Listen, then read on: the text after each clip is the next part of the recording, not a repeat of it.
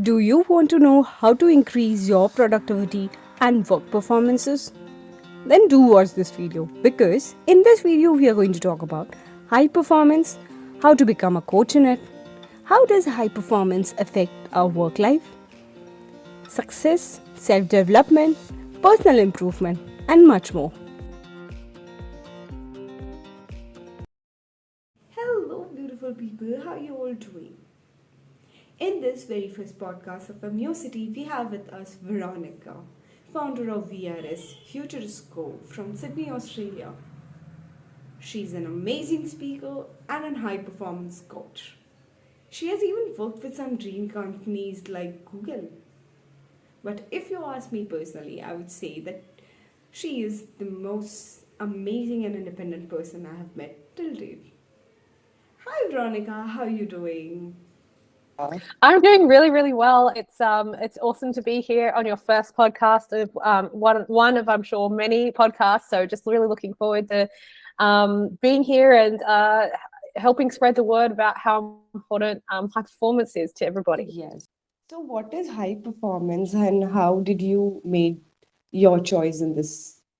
Yeah, awesome. So all high performance is about conditioning and strengthening your mind so that you're activating the highest potential that you possibly can. So this is done with evidence-based, solutions-focused tools and techniques to really understand who you are at your core and then how you can progress forward in order to achieve the sort of ambitious goals that we all have. And I think the reason why I'm in high performance, it's quite an interesting story. And I think if I just take you and your listeners back to different parts of my story, I think it just makes a little bit of sense. So I have a law background, as Amisha pointed out. So I've been a lawyer and a law advisor at law firms like the largest global law firm in the world called Baker McKenzie and also Google.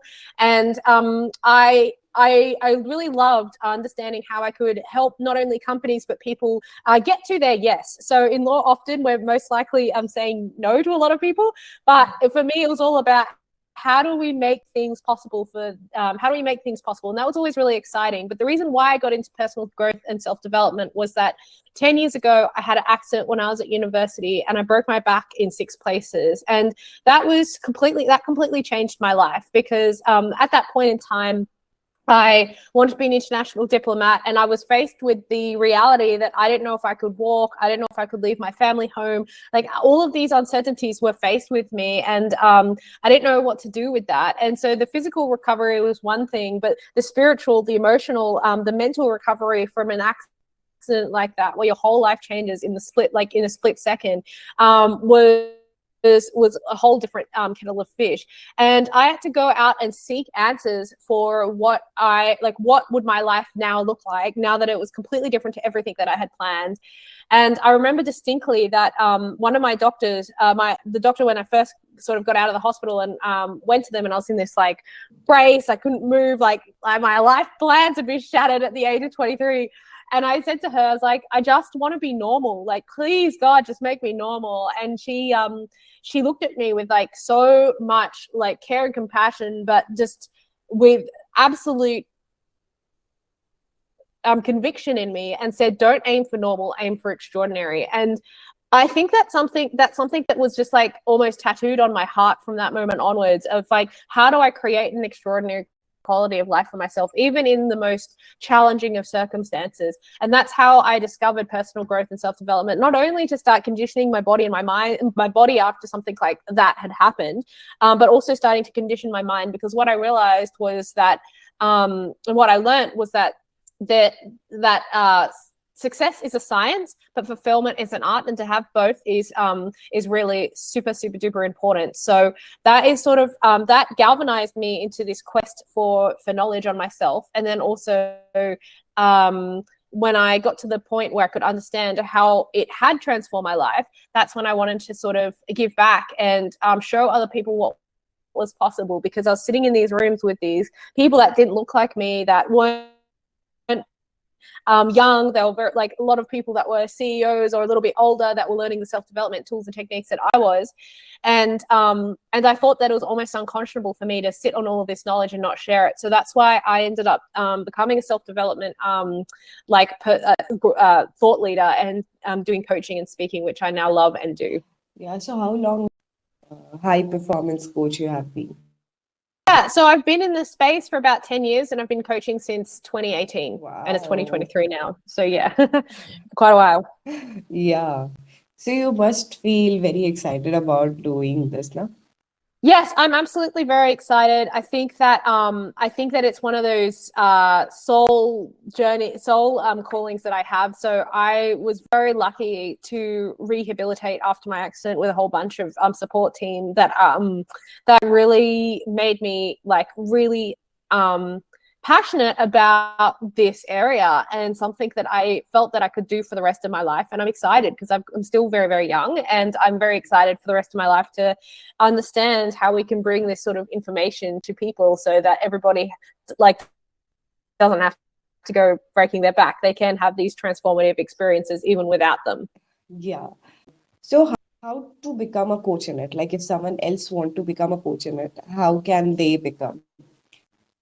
Yeah, absolutely. So I think the first thing that I did was I decided I wanted to do this, and that was the biggest sort of thing, because they say when you decide, like it's sort of like you're cutting off options from everything else. The Latin word is to cut off. So I decided, number one, and then I also got support. So I was coached by people. I did a lot of courses into how I could train effectively. But I think my personal results spoke for themselves. So people knew that I was like a living and breathing embodiment of what I believed in. And people still do. So they see me, they see what I do, they see what I've accomplished, and they do that. So I think if you are thinking about becoming a coach, number one, decide. Number two, do it for the right reasons. Like it's something where you have to be really, really passionate about it, because it is something that is just a really exciting area to be in. And then effectively get really great training in it. I started by offering, like a lot of people started coming to me asking me for help, and I just did that. And then by virtue of like Flywheel and being very involved in my community, I'm involved in a couple of different communities, sort of just assisted me to be able to help other people and add value, which is I think the major reason to become a coach. You're very inspiring, Veronica. Seriously. Yesterday also I wanted to tell you this. Oh well, it's I feel privileged. Like, you know, I've been given this message and mission, and I feel very called to help other people wherever I can. Yes. So what is your definition of success? I think when things are in flow, I think when I'm doing things that are contributing to making other people's lives better, and at the same time I'm still able to tap into my understanding of what I need to do. So my specialty is altered states of consciousness, which means that often when we're operating as we are now, we're in the beta brainwave, which is great for executing, but it's not great for problem solving or creative thinking. That is better in your alpha brain. And so you can do certain techniques and tools to get into your alpha brain, which is a different brainwave.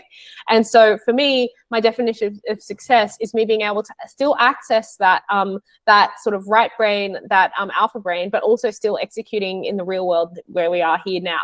So it's sort of like being able to balance that really effectively. And also like the being pushed out of my comfort zone, but still remaining centered, clear, and focused is sort of like my definition of success.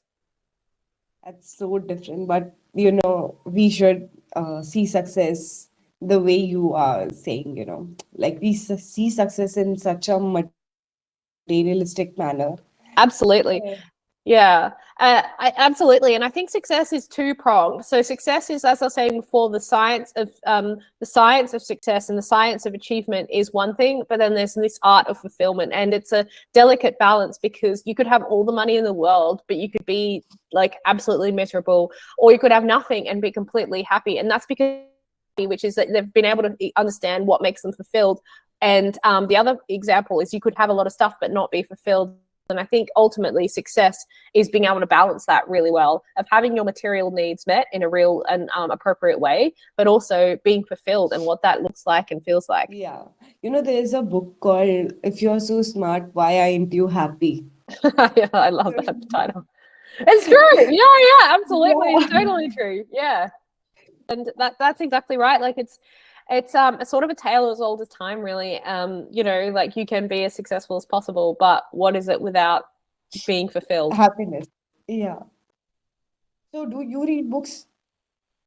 I read a lot. So I'm an avid reader of personal development books, as you'd probably expect. Uh-huh. So I read a lot, and I have some recommendations as well. But I think reading is really fantastic because it sort of allows you to like I heard one of my teachers say, it compresses decades into days. So you can read about these things that people have spent decades learning, and you just get it for like $20 at Amazon. Like it's just great. So it's so accessible to learn how to do anything through books or podcasts or YouTube now. So I think it's a really exciting world to be in. Yeah. There's the line you posted on LinkedIn. I really like that post where you said, no, self-love is not bubble bath and spas. And also that quote where you mentioned about the mind training. I really love that. Yeah, I think self-love often and I have also thought about this a lot, which is like self-love often is considered like sitting on a couch, like eating popcorn or something like that, and there's a certain element of that, but I would consider that like almost there's this element of like self-care / self-indulgence with that. But real self-love is like knowing yourself in a real profound way and doing the work to do that. So self-love could be putting yourself to bed at 10 o'clock when you're more likely to stay up till 12 because that going to bed is at 10 o'clock is good for you, and that sort of self-love, it's that discipline to get your like what you need to do. And just back to the book point, like I think reading is a form of self-love and self-care because you're effectively caring for your future self. And if you'd like to, happy to share some recommendations of some books if you'd like.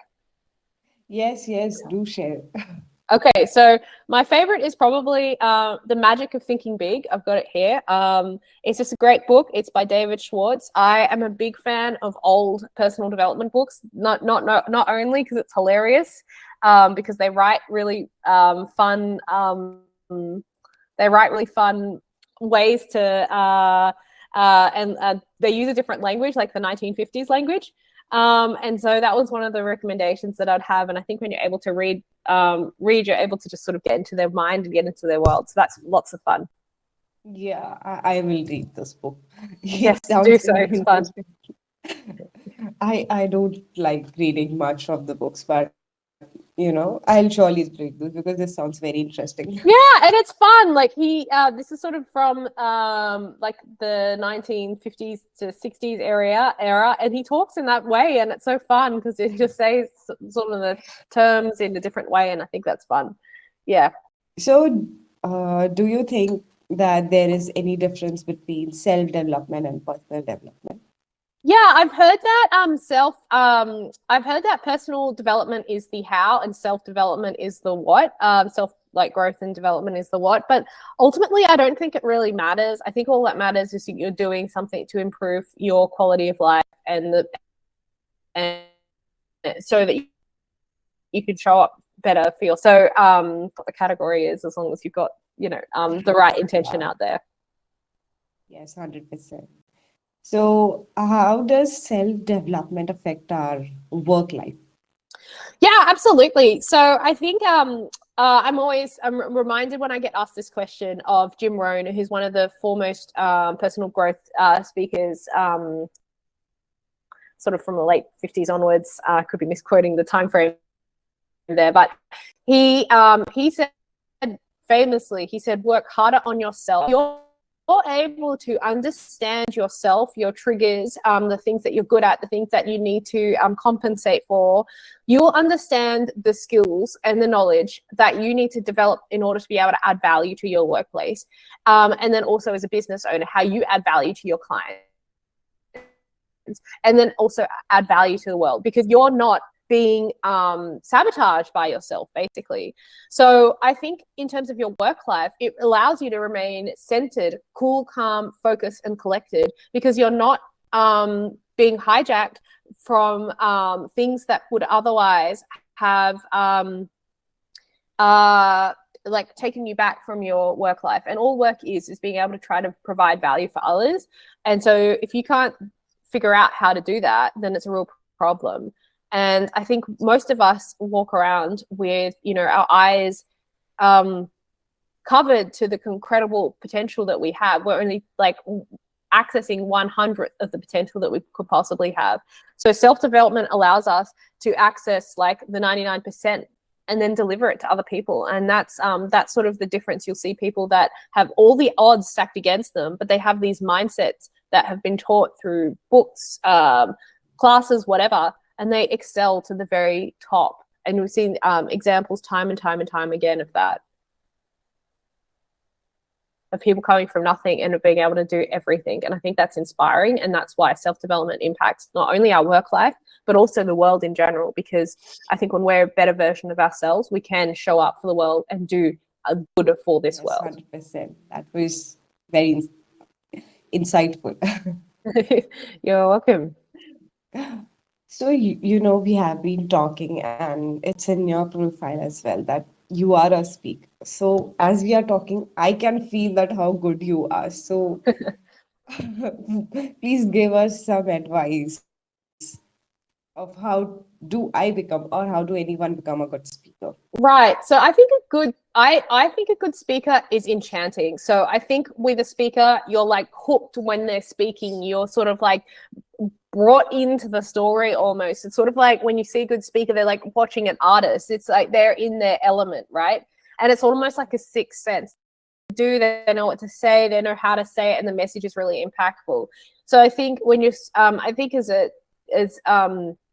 as people that are aspiring to be speakers, like learning how to speak from your heart with integrity is really important. Like you have 100% believe in what you're doing. And my own coach, who had a speaking career, she said the stage is a magnifying glass, and she said that everybody can pick up if you're like being truthful or not, or authentic or not, or whatever. And so the stage, or like being on screen, or whatever version of speaking it is now, you have to have that courage of conviction, knowing that what you're saying is true to not only you, but it's also adding value to a whole bunch of other people. And I think that's really, really, really exciting. Yeah,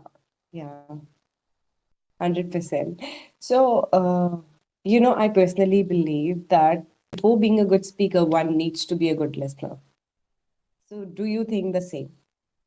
I completely agree. I think that we must be good listeners. Not like as a good coach, an excellent coach is an amazing, excellent listener. And here's why: because an amazing coach picks up, is able to ask the best questions, because they don't hate the clients. They know that asking them the right question gets them to that answer.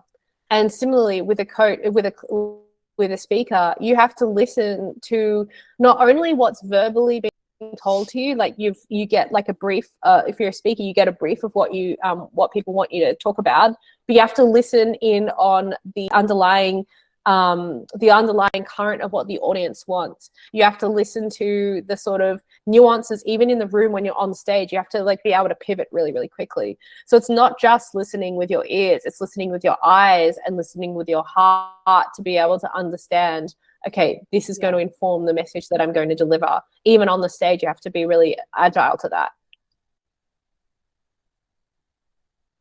You are a good listener, you observe.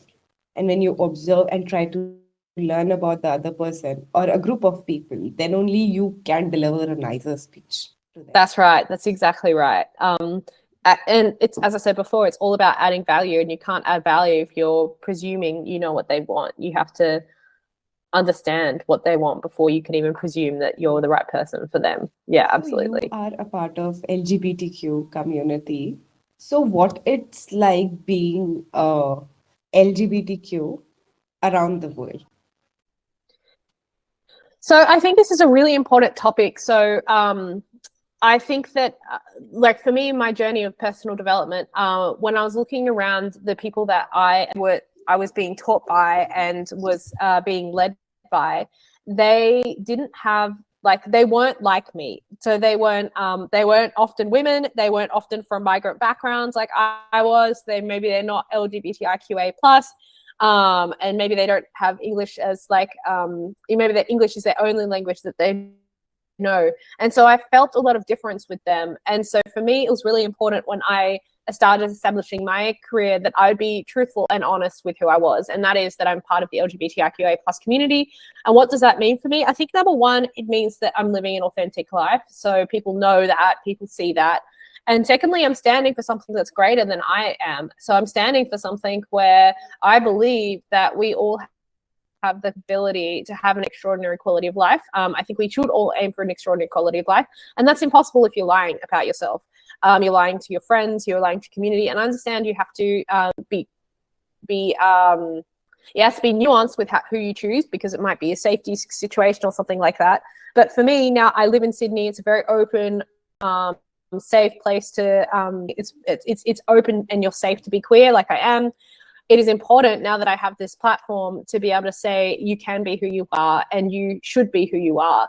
And so I think that message is really important no matter what minority group you are in, whether it is you're queer, whether it is you're a woman, whether or not you're linguistically and culturally diverse, whatever it happens to be, whether you're disabled, and I happen to fit into all of those categories. So I think it's very important to understand that you're better with your difference. You're not less than, you're even more, because you can add a different viewpoint. You can add a different perspective that nobody else has, only you have. And I think that when we're talking about adding value, it's about owning who you are, so you can come to the table and be like, I know these things because I am this person, and this is how I can add value to you and your community and the world at large. So I think that's why it's so important to be open, especially in this world where I get the privilege of doing so because I live in Sydney, Australia. Yeah. So before we end, what would you like to say to our audience?